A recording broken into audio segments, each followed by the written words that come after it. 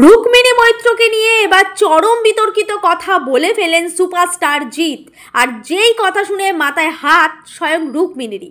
গত বছরেই একসাথে বুমেরাং ছবিতে অভিনয় করেছেন দেবের চিরপ্রতিদ্বন্দ্বী জিৎ এবং দেবের বান্ধবী রুক্মিণী।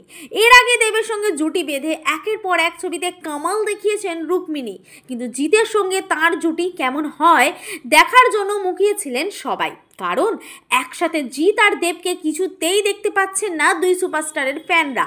দুজনেরই নিজস্ব প্রোডাকশন কোম্পানি আছে, আর সেই কারণেই আছে দুজনের মধ্যে সাংঘাতিক প্রতিযোগিতা। প্রকাশ্যে তারা কখনোই সেটা স্বীকার করেন না, কিন্তু একসাথে ছবির কথাও ভাবেন না দুজনের কেউই। ঠিক এই অবস্থায় দেবের বান্ধবী জিতের প্রোডাকশনে অভিনয় করা নিয়ে কৌতূহল জমেছিল সকলের মধ্যেই। ছবি যে খুব হিট করেছিল এ কথা বলা যায় না, কিন্তু যেটা অনেকটা ভালো হয়েছে তা হলো দুই শিবিরের মধ্যে সম্পর্ক। আর সেখানে হালকা মেজাজে জিৎ রুক্মিণীকে উদ্দেশ্য করে বলে ওঠেন রুক্মিণীকে না দেব খুশি করতে পারছেন না জিৎ খুশি করতে পারছেন, আর তাতেই হাসিতে লুটিয়ে পড়েন রুক্মিণী। সাথে অবশ্য তার মাথাতেও হাত চলে যায় এমন কথায়। দেবের সঙ্গে তার সম্পর্ক খুবই ঘনিষ্ঠ। একাধিক আলোচনায় রুক্মিণী জানিয়েছেন দেবের সঙ্গে তার সম্পর্কের গভীরতার কথা। তাই জিতের এই কথাতে দেব কি রিয়্যাক্ট করেন সেটা দেখার জন্যই মুখে আছেন নেটিজেনরা।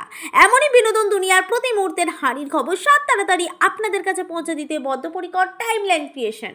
আপনাদের কি মনে হয় জিতের কথার কতটা প্রভাব পড়েছে দেব রুক্মিণীর সম্পর্কে? মন্তব্য করে জানান আমাদের মন্তব্যের বাক্সে।